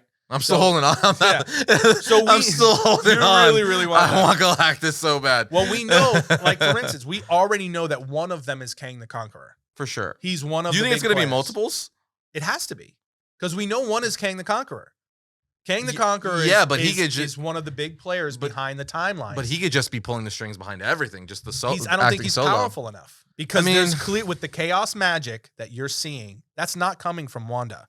Wanda's being imbued with it.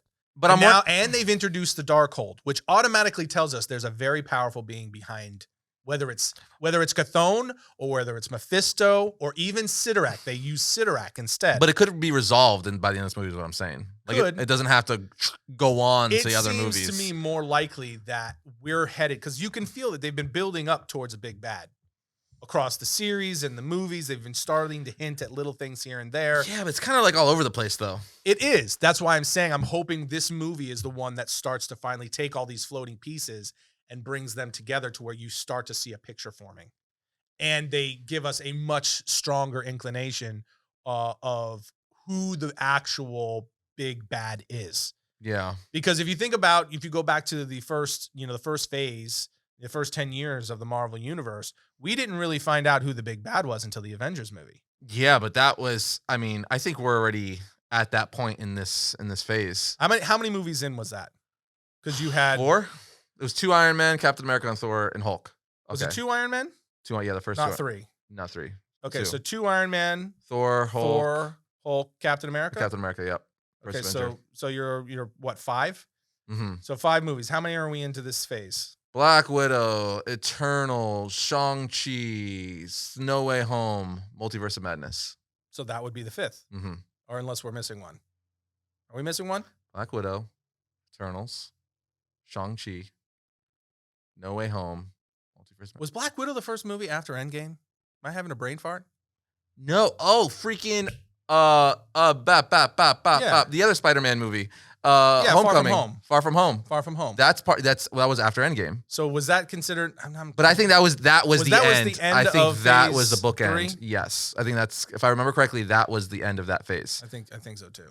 Maybe not. Maybe not. I don't know. We should look at that. We should. Either way, it's about the same amount of movies in. Yeah. Because up until that point, there was only these little hints at. Mm-hmm. Right.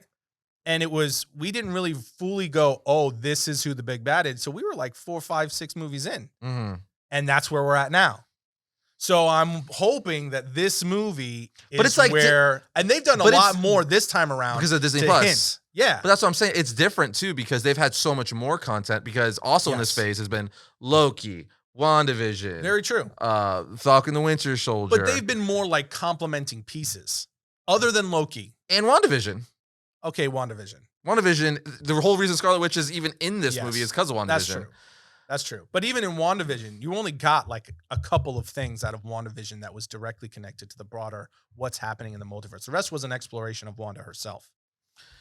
Yeah, I mean, but Wanda and Vision's relationship. But Loki didn't really start tying into like the last few episodes when they cracked everything open. No, when the whole thing about for space cops, what the heck is it? TVA? The TVA, thank you. The whole story about the TVA, what they do, the timelines, and all of that stuff. I mean, it explained, but it didn't like... That was all relevant. And then you got into Kang the Conqueror and all of that stuff.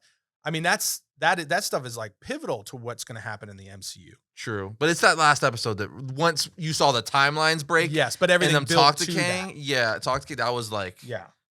We're going now. Yeah. We're going. But the whole introduction into the multiverse, the introduction of various timelines, that someone was controlling the timelines and keeping them straight. Mm-hmm. And then even the exploration of multiple alternate versions of the same character. Mm-hmm. All that stuff was our introduction into the concept for the MCU. It's true. And then kind of No Way Home kind of laid it up with the whole bringing in like big time Sony stuff, and now we're getting Fox stuff with Professor X. Well, Wanda did it too. To be fair, they hinted at it. They were the first one to hint. But they freaking faked us out. They did. They did a little bit of a psych at the end there, but that may end up being. I felt like that was bull. That even though that's the way they spun it, I was like, I'm not convinced. Can you imagine if they don't bring it back? They're just like, nah, that's what it was. Yeah. It would just be foreshadowing at that point, especially now that we know that Patrick Stewart is on to play Charles Xavier for sure.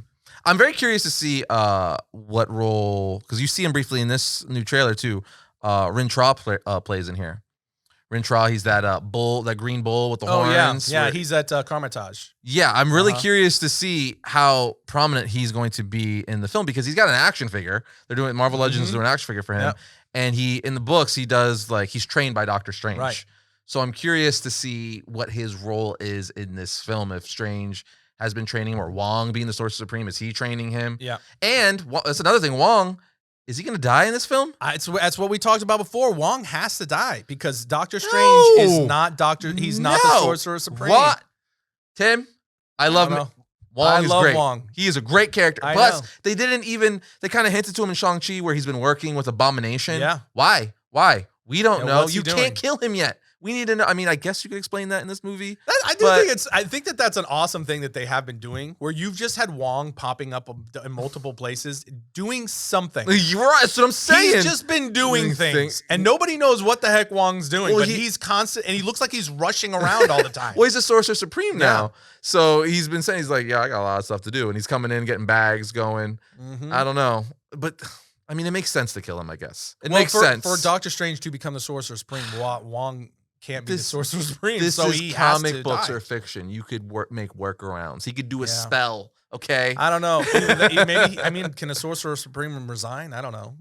Yeah, I would like to formally resign my position as Sorcerer Supreme. I reject the sanctum. I do not like this Santorum. But you have that one moment in the trailer where he's hanging from a cliff and he looks beat up. And he's saying, Strange, and he's calling for Strange, but is he talking to the evil Doctor Strange? Dude, Benedict Wong is such a great he's amazing. Actor, man. I do not want to see him go. I love that character. I want him to get a Disney Plus series. Yeah. I thought that would be dope. Exploring his time as a Sorcerer Supreme and what he's doing, that would be amazing. With a bunch of cameos from other people. Yeah.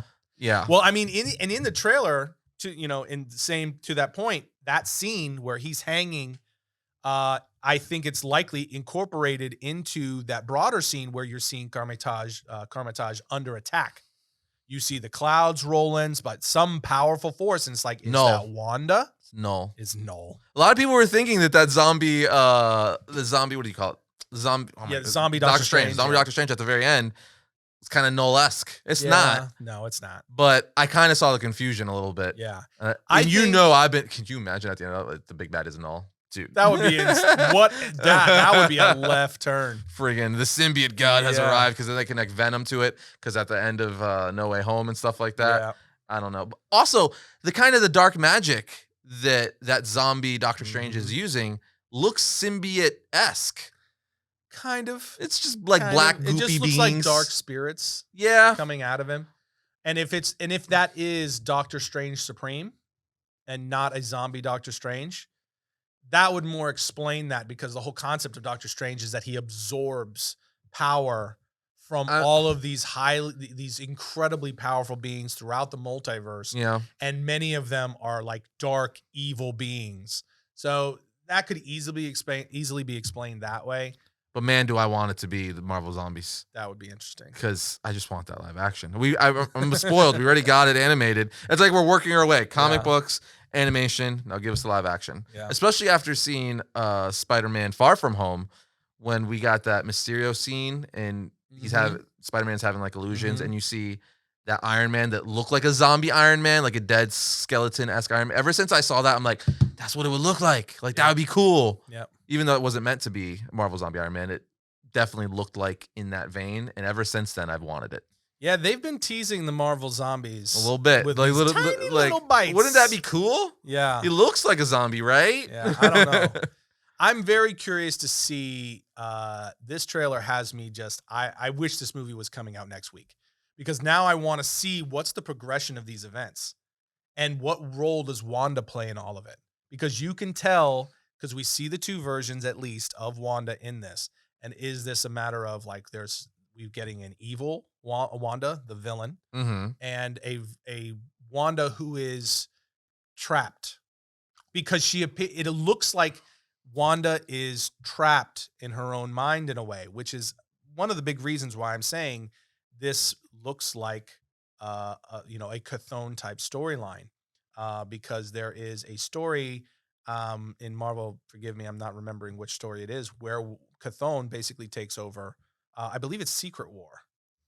Anyway, I believe it's Secret War, where Chthon takes over Wanda's mind. Secret Wars, sorry. Where Chthon takes over Wanda's mind. And that it feels like that, like she's torn in her own mind. And then, like, did you notice, for instance, that opening scene where Doctor Strange goes up and he's dressed in street clothes and he's talking to her in that kind of garden with the trees? Yeah. And then that brief clip in the future where Wanda now is fully Scarlet Witch, everything is red. It looks she's like saying, I don't think that's fair. Like, you do something, you mess with the timeline, and you're a hero. I do it, and I'm a villain. I'm a bad guy.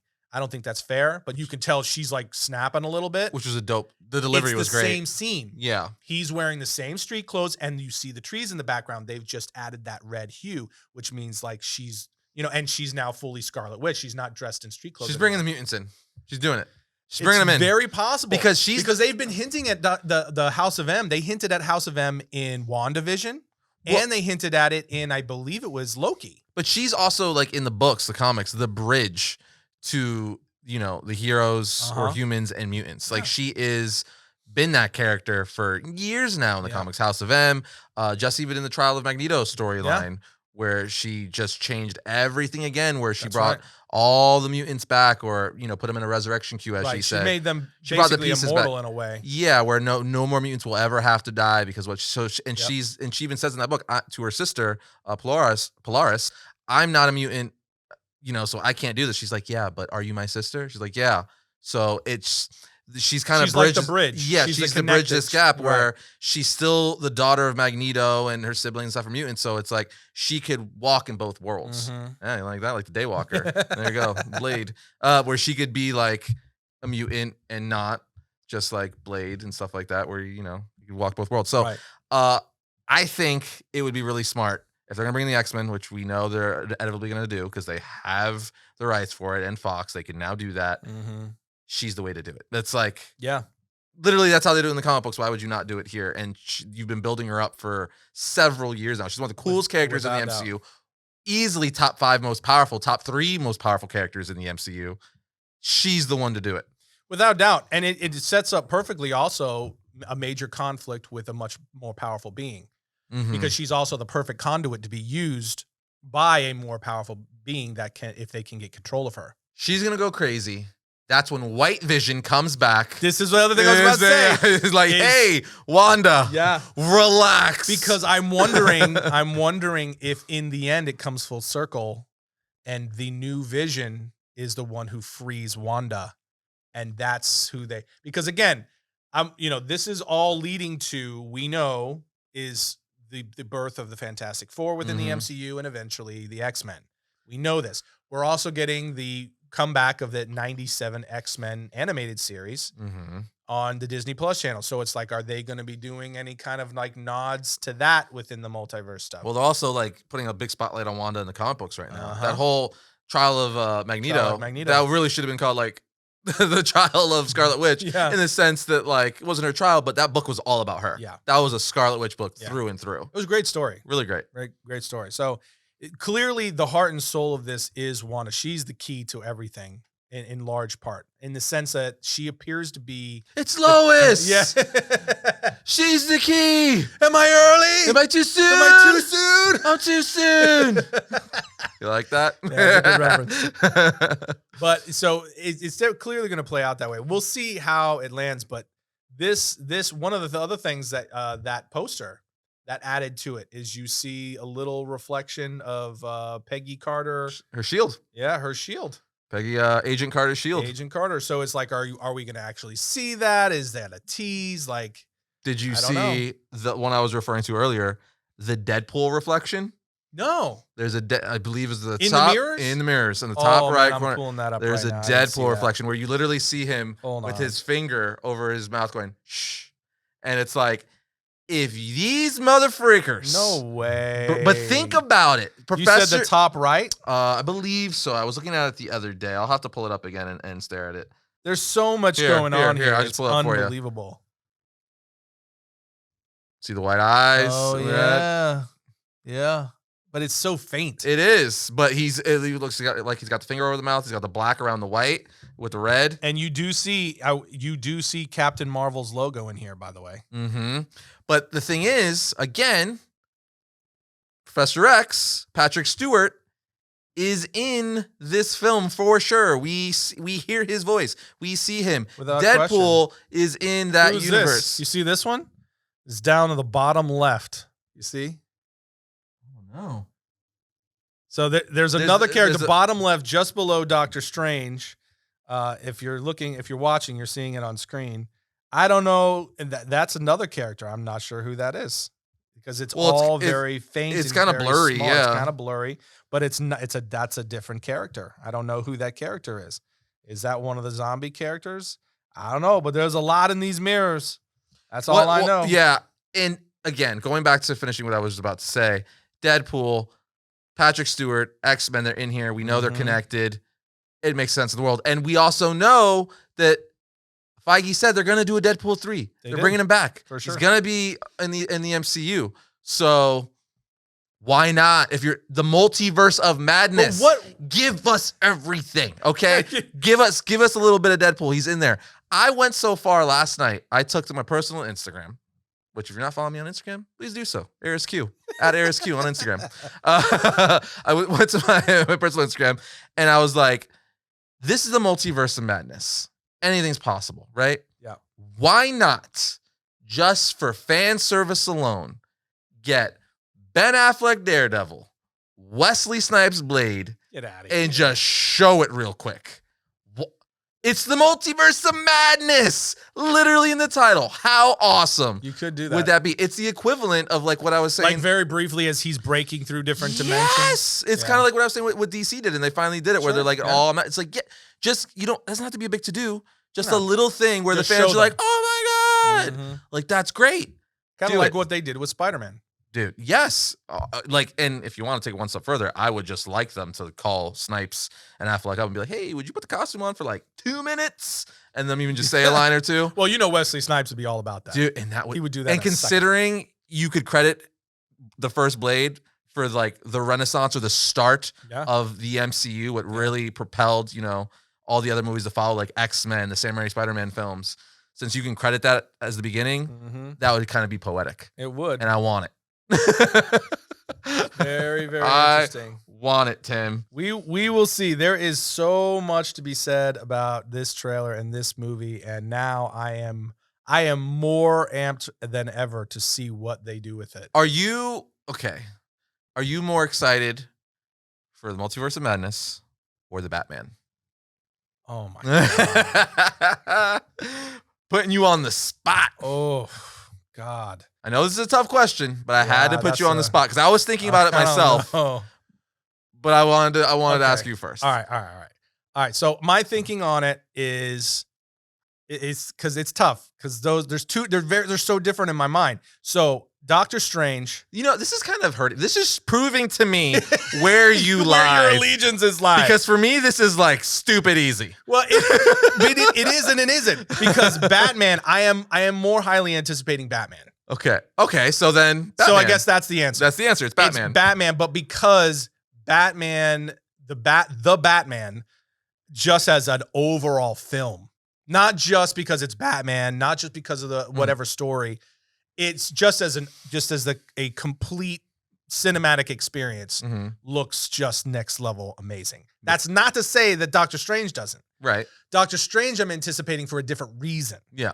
Because it's more it's an MCU film, but you want to see where it takes the MCU. It's part of a puzzle, and I'm curious about all the pieces they're introducing, and how it's going to fill in the gaps of the other things that have come before it, and how it's going to bridge what's coming after it, and all that stuff. So I'm like super hyped up for it in that way. But as far as like an overall story, you know how Batman is like super compelling, obviously, to both of us.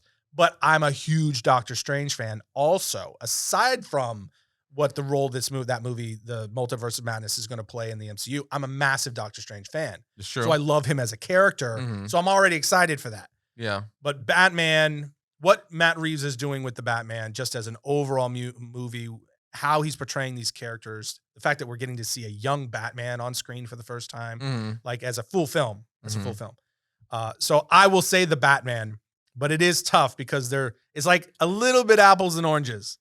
But they're both apples, really. Yeah, both comic it's just movies. One's like a Honey Crisp, and the other one's a Red Delicious. I guess it's just tone or what's your favorite character. For me, like, obviously Batman, because Batman just always wins. Yeah. Yours is like full bias, though. No, I mean, because even objectively, I still think I agree with you. The Batman, like what you were I'm saying is you would fall that way no matter what. Unless it was look like Batman and Robin. Yeah, I suppose. But like this film looks like it could be the best Batman film we've ever got. Yes, I agree. Which says a lot. And it's 3 hours long. It's an epic. Dude. So I'm stupid excited for the Multiverse of Madness, like you said, for sure.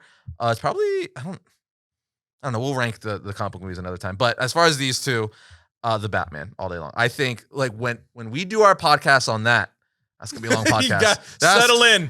Bring popcorn. Get a snack. When that happens, because before, we might do an intermission. And we're seeing the movie early, a few days early before it's released. Right. We got to see it, tickets to see it an early screener. So March 1st. So we'll actually be dropping our thoughts on the movie right as the movie comes out. Yes. So that one will be, you guys will see that when it drops. We timed one appropriately. So yeah, but I mean, going back to Doctor Strange and the Multiverse of Madness, however much of what we've seen actually ends up in the movie, the one thing that is certain is that this movie is going to definitely leap us forward in whatever is happening in the MCU overall. I think that's abundantly clear. Would you agree with that? Oh, for sure. I mean, I want to say for sure, but with all the not being a letdown, but as far as a letdown, we're like, oh, Eternals is going to push us forward. Yes. Oh, this is going to push us forward. This is true. And nothing has in a while yet. But the two movies that deal with the multiverse. Yeah. Well, all three things that dealt with the multiverse. So Loki, No Way Home, and now this. All of them added major pieces to wherever it's going. No Way Home, I think, was more self-contained than we thought it was going to be, for sure. Yeah, I mean, but Loki and now this definitively looks like it's literally called the Multiverse of Madness. Yeah, so I guess you have to throw WandaVision in the mix there too. Yeah, no, WandaVision, Loki, Spider-Man. Yeah, Spider-Man, and now this. If this doesn't push the MCU forward in a big way, nothing ever will. Yeah, I'll just say that because that's like. Really? It's not to repeat myself. I'm just hoping that this movie is the piece that finally brings brings some cohesion together and gives us either a definitive, they let us know who the actual big villain is here, who's pulling the strings, or they give us a really big hint at it to where, it's like a post-credit scene where they show very quickly, like, oh, okay, this is likely good to be Chthon. Yeah. Something like that. Or, Mephisto or whoever it is. Sidorak. Maybe they're going to use Sidorak and replace Chthon with Sidorak and make Sidorak the one that, has done or fills kind of the behavioral patterns that you saw from Chthon in Marvel. But who knows? However they're going to do it, I want them to start bringing some cohesiveness to it. Yeah. Because there's a lot of floating pieces right now, and I just don't want that to go too far out. Because I know after Eternals, we were both let down. We were like, that didn't push anything forward. Yeah, I don't. You had the Celestials in it, like gods of the MCU, and it was like, yeah. And there were some things. It's not that it wasn't that there was nothing in the Eternals that added to the MCU storyline. There were some things, but just generally speaking, I was still, to this day, I was like, I still don't know what that was. That's what I was going to say. That movie was, the more I've had time to sit on it, the more I'm like, eh. Yeah. And you never hear anybody talk about it. No, exactly. Yeah. Point made. And that is exactly. And that says everything by itself. So this looks crazy. Way better. This trailer, way more informative, I think, of what the movie will actually be than the first trailer. For me personally, I think you feel the same way. And it has me way more excited to see what it introduces and where it takes us. And again, hopefully we get big answers. Now, I do have this MCU news that literally just popped up on my phone. I opened my feed up, and we have some brand new Spider-Man No Way Home news. What? Yeah, box office news. Box office. So, Spider-Man No Way Home officially passes Avatar at domestic box office, being the third largest domestic opening of all time. I will read it to you. So, the film's domestic box office now stands at $760.9 million, surpassing Avatar's $760.5 million. Wow. So, the top 3 ranking in the United States is Force Awakens, Star Wars The Force Awakens, Avengers Endgame, Spider-Man No Way Home. Disney now holds the top 3 spots for domestic box office. Wow. And 2 of those top 3 are Marvel. Number 1 being Star Wars The Force Awakens. And let's also add to that, they own not only 4 of the top 5, they own 5 of the top 6. It's crazy. Because right behind Avatar is the only odd man out. The entire top 6 is Star Wars, and the rest is all Marvel. Yep. You have Endgame, No Way Home, Black Panther, and Infinity War at 2, 3, 5, and 6. That is... First of all, congratulations to everybody on Spider-Man, on this Spider-Man movie. Yeah. That turned out to be an absolute juggernaut, now sitting at $1.8 billion. In a time worldwide. where everyone was like, no one's going to the movies. Yeah. Wrong. Give us the right content and people will show. Man, no kidding. I think this movie is I love this movie. Like most people, clearly it's the 3rd biggest domestic box office of all times. That speaks for itself. Yeah. But I think it's a testament to you just tell good stories. Yes. Just have fun. Absolutely. And something that everyone could just be like, yeah, that was fun and dope and agree on. Give some nostalgia in there. Do some cool action and not be this other thing. You're going to have success. Clearly. It's also, sitting at number 6 worldwide all-time because the movie's just a good gross. time. Yeah, it's just a pure, fun blast. popcorn movie. And it was really well done. It brought back, Spider-Man fans and movie fans and comic book fans from generations, bringing freaking Tobey Maguire back. I saw that when I was 10, 9 years old. So, man, good on them. Good on them. And you can't, it can't be understated also that it hit at a great time, because in the sense of, in one way, no, and the other way it did, because we didn't get a huge tentpole picture like that for a long time. It was the first movie of that magnitude to hit theaters in a good while.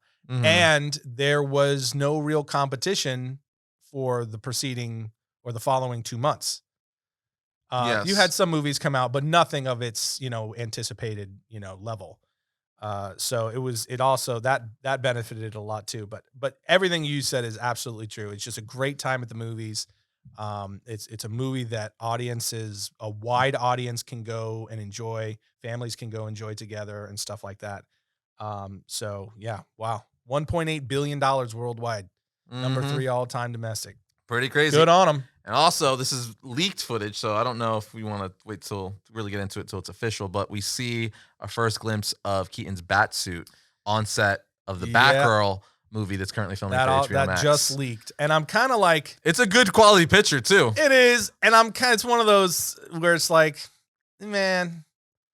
See, it's like whatever. This goes to us to what we've been talking about for weeks now about everybody rushing to get that first leaked photo off of set or whatever. I don't want to see it that way. Because it's the stunt guy too. That's not Keaton in the suit. Yeah, I don't want to see it that way, man. I want the first time I see that to be Michael Keaton in the way that they want to full finished frame of the way that the filmmakers and the storytellers want to present it. To where that's the first glimpse of it, to the return, especially of Michael Keaton Batman. I don't want to see leaked photos off the set.